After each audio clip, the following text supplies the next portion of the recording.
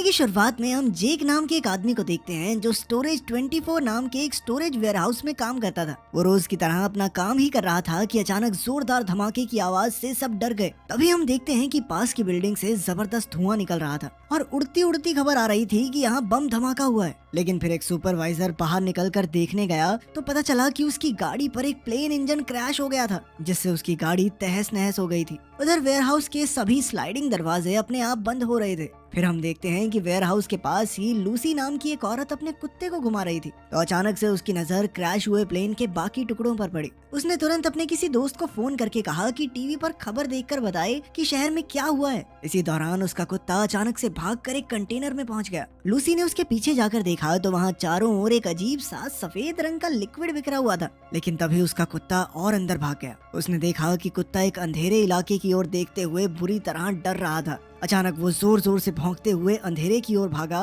और कुछ ही पलों बाद उसकी बुरी तरह करहाने की आवाज आने लगी और लूसी समझ गई कि उसके कुत्ते की मौत हो गई है। वहीं दूसरी ओर हम पास ही के इलाके में चार्ली नाम के एक आदमी को देखते हैं जो अपने दोस्त मार्क के साथ स्टोरेज 24 जा रहा था। चार्ली का हाल ही में शेली नाम की एक लड़की से ब्रेकअप हो गया था, जिससे वो बेहद परेशान था। तभी उन्होंने रेडियो पर खबर सुनी कि सेंट्रल लंदन के इलाके में एक मिलिट्री प्लेन क्रैश हो गया है। कहा जा रहा था कि उस प्लेन में कोई बेहद खुफिया और खतरनाक चीज थी। खैर ट्रैफिक में फंसने के कुछ घंटों बाद आखिरकार चार्ली और मार्क स्टोरेज 24 पहुंच ही गए। फिर दरवाजे पर जाकर उन्हें पता चला कि वेयरहाउस का दरवाजा कुछ घंटों पहले अपने आप बंद हो गया था और अंदर बॉब नाम का एक मैकेनिक उसे ठीक करने की कोशिश कर रहा था। कुछ ही देर में उसने एक औजार के जरिए इमरजेंसी दरवाजा खोल दिया, जिससे मार्क और चार्ली अंदर आ गए और वहाँ की बॉस दरवाजे से बाहर चली गई। लेकिन ये जुगाड़ ज्यादा देर तक टिका नहीं और जल्द ही दरवाजा अपने आप फिर से बंद हो गया। तब बॉब ने जेक से कहा कि उसे इमरजेंसी सिस्टम को ठीक करना होगा, वरना तब तक कोई भी बिना उसकी मदद के दरवाजे से बाहर या अंदर नहीं जा पाएगा। अब जेक बॉब को बेसमेंट तक ले आया, जहां बॉब ने देखा कि वेंटिलेशन डक्ट का ढक्कन टूटा हुआ था।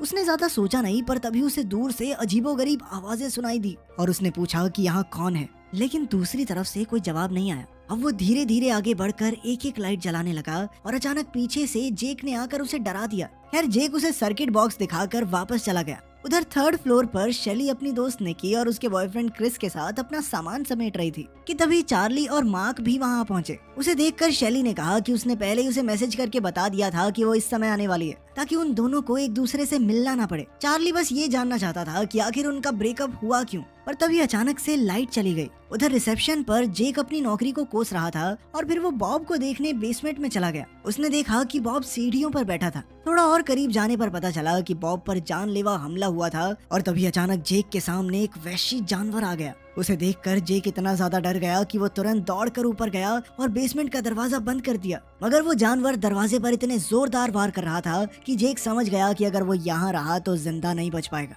इसीलिए वो तुरंत वहाँ से भागा। उधर चार्ली और मार्क वेयरहाउस से बाहर जाने के लिए दरवाजे पर आए तो दरवाजा बंद था। उन्होंने आवाज दी कि कोई है, लेकिन वहाँ पर तो कोई भी नहीं था। तब मार्क ने देखा कि दरवाजा ठीक करने वाले मैकेनिक बॉब की गाड़ी अब भी बाहर ही थी। उसने वैन पर लिखे नंबर पर फोन करने की कोशिश की, मगर उसके फोन में सिग्नल ही नहीं थे। तभी अचानक बाहर क्रिस को किसी के चिल्लाने की आवाज सुनाई दी, तो वो तुरंत हॉल में देखने आया। एक बार फिर से लाइट चली गई तो उसने अपने फोन की फ्लैश का इस्तेमाल किया और एक कमरे तक पहुंचा, जिसका दरवाजा थोड़ा खुला पड़ा था। अंदर जाते ही अचानक वो पूरी तरह डर गया, क्योंकि उसके सामने डरावने पुतले खड़े थे। तभी अचानक एक पुतला बोलने लगा तो वो हक्का बक्का ही रह गया। लेकिन जल्द ही उसे एहसास हुआ कि ये पुतला नहीं जेक था। जेक बुरी तरह डरा हुआ था और वो बार बार यही कह रहा था कि उसके आने से पहले उन्हें जल्द से जल्द यहाँ से निकलना होगा, वरना कोई नहीं बच पाएगा। इससे पहले कि क्रिस कुछ कहता, अचानक एक खौफनाक हाथ ने जेक को अपने साथ ही ऊपर खींच लिया। तभी अचानक पूरी बिल्डिंग में किसी खतरनाक जानवर के भयानक तरीके से गुर्राने की आवाज सुनाई दी। तब मार्क ने शेली को वहीं रुकने को कहा और खुद बाहर देखने गया। उसी पल चार्ली भी वहाँ आ गया और उसने पूछा कि शेली कहाँ है। तभी शेली अपने कपड़े ठीक करते हुए कमरे से बाहर आ गई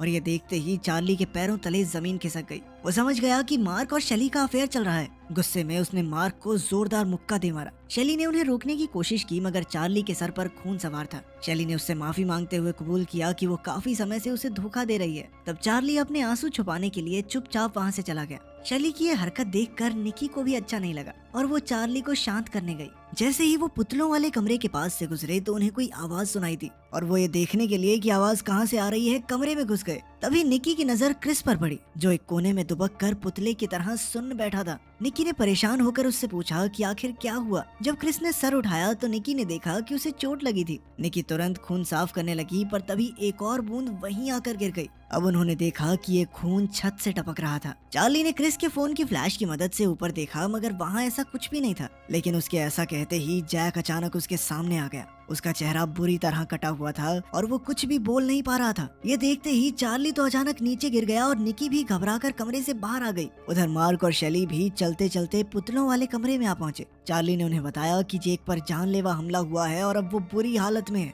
तभी क्रिस बड़बड़ाने लगा कि वो सभी मारे जाएंगे। वहीं दूसरी ओर हम देखते हैं कि एक अधेड़ उम्र के आदमी ने अचानक निकी को पीछे से पकड़ लिया। उसकी चीखें सुनकर बाकी सब भी वहां पहुंचे और शेली ने उस आदमी पर पीछे से वार करके उसे बेहोश कर दिया। निकी ने कहा कि शायद यही आदमी सबको डराकर नुकसान पहुंचा रहा है, पर फिर उसकी तलाशी लेने के बाद उन्हें पता चला कि उसके पास एक टूथब्रश के अलावा कोई हथियार नहीं था। खैर उन सब ने मिलकर उस आदमी को बांध दिया और बाद में जब उसे होश आया तो वो पागलों की तरह कुछ न कुछ बड़बड़ाने लगा। उसका नाम डेविड था और उसे भ्रम था कि ये सभी लोग उसकी पत्नी मैरी के लिए काम करते हैं। तब निकी को एहसास हुआ कि इस आदमी का दिमागी संतुलन ठीक नहीं है, लेकिन ये कोई अपराधी भी नहीं था। असल में डेविड अपने डाइवोर्स के बाद से ही अपनी पत्नी मैरी के वकीलों से बचने के लिए स्टोरेज 24 के कैबिन में छुप कर रह रहा था। उसी पल सबने फिर से किसी जानवर के गुर्राने की आवाज सुनी, मानो वेंटिलेशन डक्ट्स में कोई मौजूद हो। चार्ली ने निकी को कैबिन का दरवाजा बंद करने को कहा और दरवाजा बंद होते ही लाइट चली गई। अचानक बाहर से कोई जबरदस्त तरीके से दरवाजा पीटने लगा। तभी क्रिस बुरी तरह घबराकर कहने लगा कि वो जानवर उन्हें जिंदा नहीं छोड़ेगा।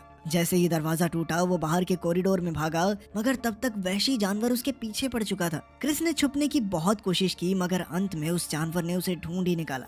उस राक्षस ने क्रिस के करीब आकर उसके दिल की धड़कनें सुनने की कोशिश की और फिर एक ही झटके में उसका दिल सीने से बाहर निकाल लिया। वहीं दूसरी ओर डेविड ने बाकी ग्रुप के लोगों को बताया कि सिर्फ उसका ही इकलौता कैबिन है जो अंदर से लॉक हो सकता है। ये जुगाड़ उसने मैरी से बचने के लिए किया था। अब उन सब ने डेविड के कैबिन में छुपने का फैसला किया और चौथे फ्लोर पर पहुंचे, मगर डेविड को सही चाबी ही नहीं मिल रही थी। चारों ओर से उन्हें उस खतरनाक जानवर की आवाजें आ रही थी, जिससे सब बेहद डरे हुए थे। वो डेविड को जल्दी से दरवाजा खोलने को कहने लगे, जिससे डेविड और घबरा गया। अचानक राक्षस ने दूर से ही उन्हें देख लिया, मगर ऐन वक्त पर डेविड ने दरवाजा खोला और राक्षस के आने से पहले सब अंदर घुस गए। अब वो कुछ समय के लिए तो सुरक्षित थे, इसीलिए उन्होंने आगे का प्लान बनाने का सोचा। सबने देखा कि एक दीवार तो सिर्फ टीवीज से भरी हुई थी। तो डेविड ने बताया कि वो प्लेन क्रैश होने के बाद से लगातार खबर देख रहा था। अब तक सरकार ने सेंट्रल लंदन के इलाके को सील कर दिया था और यहाँ पैदा हुए खतरे से निपटने के लिए टैंक्स तक भेजे जा रहे हैं। लेकिन ये चीज जो उन्हें मार रही है, ये है क्या, ये कोई नहीं जानता।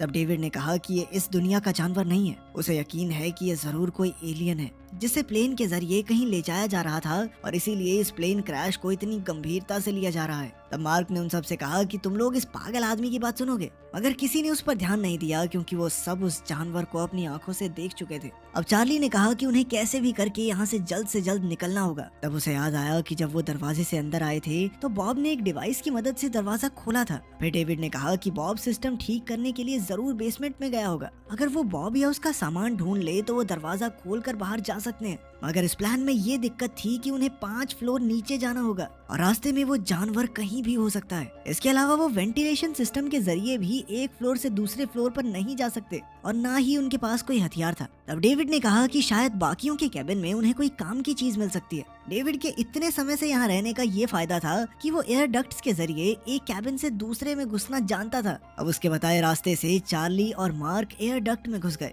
कुछ देर रेंगने के बाद मार्क अचानक शेली और अपने अफेयर के बारे में बात करने लगा, मगर चार्ली ने उसे रोकते हुए कहा कि यहाँ जान पे बात बनी हुई है, हम दोनों को साथ मिलकर काम करना होगा। इसके बाद जल्द ही वो एक कैबिन में घुस गए और वहाँ मौजूद बक्सों में किसी काम की चीज को खोजने लगे। इस तरह उन्होंने न जाने कितने कैबिन छान मारे जहाँ उन्हें कितनी ही अजीबोगरीब चीजें मिली, पर उनमें से काम का कुछ भी नहीं था। खैर अंत में उन्हें कुछ चाकू, वॉकी टॉकीज, पटाखे और एक लोहे का सरिया मिला और ये सामान लेकर वो वापस निकल पड़े। अचानक उन्हें गुर्राने की आवाज आई तो वो रुक गए, फिर आवाज बंद होते ही दोबारा से चल पड़े। लेकिन तभी अचानक चार्ली के आसपास राक्षस ने बाहर से एयर डक्ट पर हमला करना शुरू कर दिया। उन्होंने तेजी से आगे बढ़ने की कोशिश की, मगर राक्षस बहुत करीब आ गया था। जैसे तैसे मार्क ऊपर पहुंचा और उसने चार्ली से इकट्ठा की हुई चीजों का बैग मांगा। इससे पहले कि वो चार्ली को ऊपर खींचता, अचानक हमला फिर से शुरू हो गया और राक्षस की उंगली डक्ट के अंदर आने लगी। तब मार्क चार्ली को वहीं मरने के लिए छोड़कर अपनी जान बचाकर वापस आ गया। डेविड ने कैबिन में वापस लौटकर सबसे कहा कि उसने चार्ली को बचाने की बहुत कोशिश की,